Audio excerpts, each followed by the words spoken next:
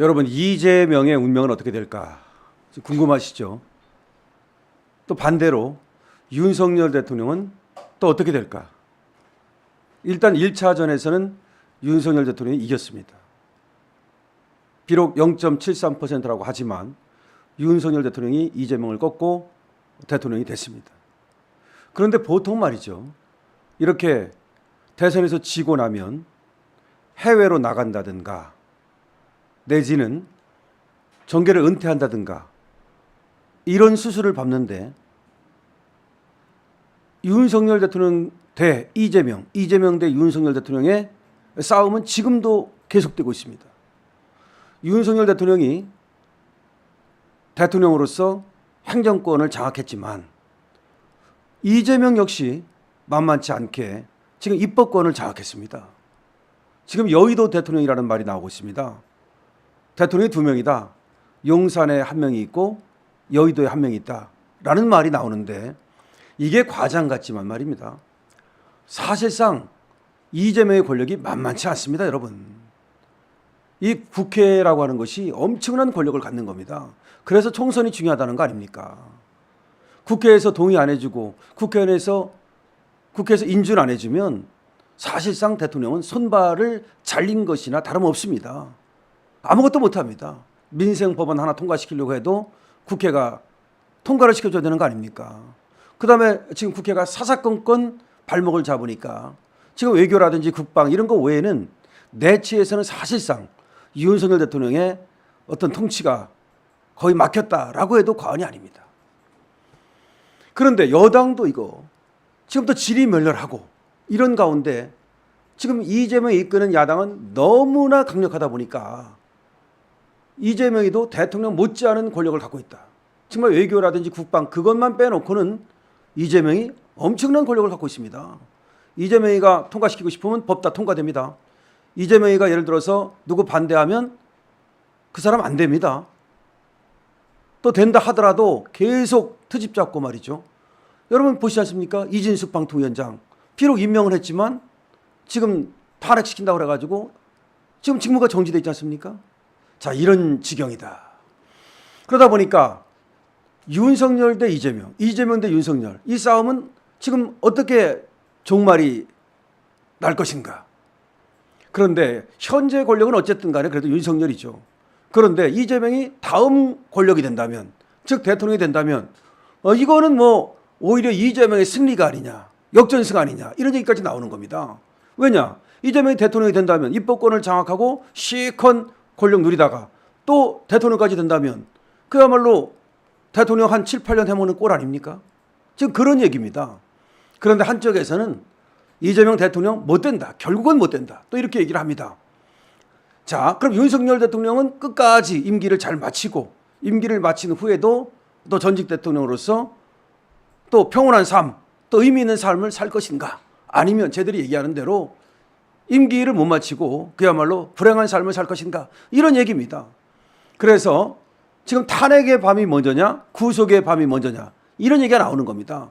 둘 중에 하나는 뭔가 사라져야 되는 게 아니냐. 이 둘 싸움은 말이죠, 둘 다 윈윈하는, 그것이 불가능한 것이 아니냐라는 얘기가 나오고 있습니다. 지금 이재명은 자기가 사법 리스크가 커지면 커질수록 윤석열을 빨리 끌어내려야 되겠다. 그래서 자기가 대법원에서 확정 판결이 나기 전에 빨리 대선에 나가야겠다, 이런 생각을 한다는 거죠. 그래서 강덕구가 말이죠, 지난달 27일 날 국회에서 촛불 행동의 밤이라고 하는 뭐 그런 걸 열고 성금 모금까지 했다는 거 아닙니까? 이게 우연이 아니라고 하는 것이죠. 또 이거 말고도 말이죠, 지금 뭐 민주당의 8인회 또는 뭐 12인회 뭐 이런 것이 있는데, 얘들이 계속해서 윤석열 대통령을 탄핵을 하기 위한 어떤 그런 불을 지피고 있다는 얘기도 나오고 있습니다. 그런가 하면 말이죠, 지금 헌재도 지금 10월 중순이 되면 헌재 재판관 3명이 지금 바뀝니다. 헌법재판소장을 비롯해서 또 2명의 헌재 재판관을 지금 바꿔야 되는데, 이게 다 국회가 지명하는 몫이거든요. 그런데 보통은 말이죠, 여당 하나, 야당 하나, 그리고 또 한 명은 여야 합의로 이렇게 왔는데, 지금 민주당에서는 무슨 얘기냐, 우리가 거대 야당이기 때문에 우리가 2명을 갖다 지명하겠다, 우리 편을 2명 지명하겠다. 이렇게 얘기하고 있어가지고 지금 임기가 며칠 안 남았는데도 아직까지도 지금 결론을 못 내고 있습니다. 즉 헌재가 마비되는 게 아니냐. 이 헌재가 마비되면 말이죠. 어떤 일이 벌어지냐면 이재명이 전부 다 그냥 판사도 탄핵 가결시키고 검사도 탄핵 가결시키고 전부 다 장관도 탄핵 가결시키면 헌재가 마비됐으니까 이 직무정지 상태가 계속되면서 완전히 윤석열 정부가 마비되는 거 아니냐. 이런 얘기까지 나오고 있는 겁니다.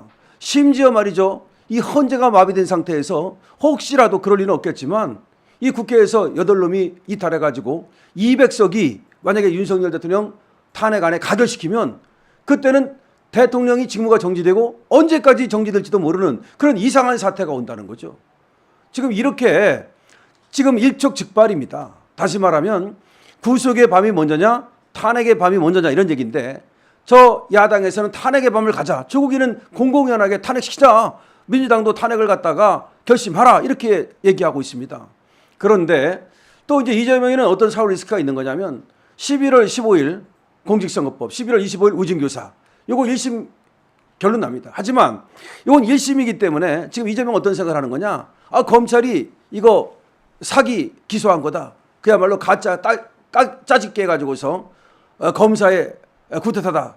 이런 식으로 하면서 검사를 계속 공격하는 거는 이런 얘기죠. 만약에 1심에서 유죄가 나온다 하더라도 2심, 3심이 있으니까 나는 불복하겠다. 그러면서 계속해서 사기 선동을 통해 가지고서 지지율을 끌어올릴 수만 있다면 이재명이 말이죠. 그렇다면은 얼마든지 대법원까지 시간이 있으니까 그 전에 탄핵을 시킬 수 있다. 이런 얘기를 하는 겁니다. 결과적으로 윤석열 대 이재명, 이재명 대 윤석열은 아직 싸움이 끝나지 않았다는 겁니다.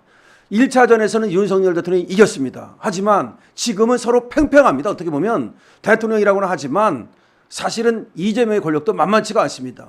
근데 지금 2라운드는 어떻게 보면 지금 팽팽한 겁니다. 근데 3라운드 다시 말하면 이제 윤석열이 사라지느냐 이재명이 사라지느냐.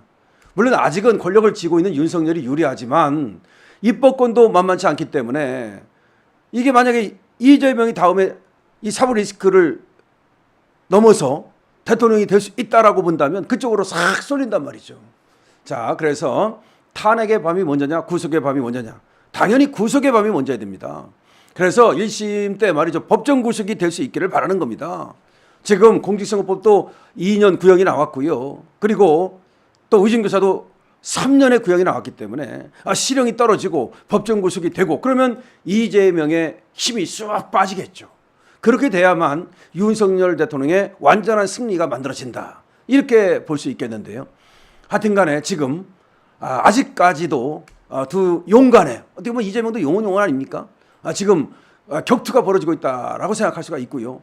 지금 탄핵의 밤, 구속의 밤 어떤 것이 먼저냐? 당연히 구속의 밤이 먼저야 되겠지만은 우리가 이 흥미진진한 싸움에서 또 자유우파가 승리하기 위해서는 계속해서 이재명 구속을 위한 노력을 해야 된다. 이렇게 말씀드릴 수 있겠습니다.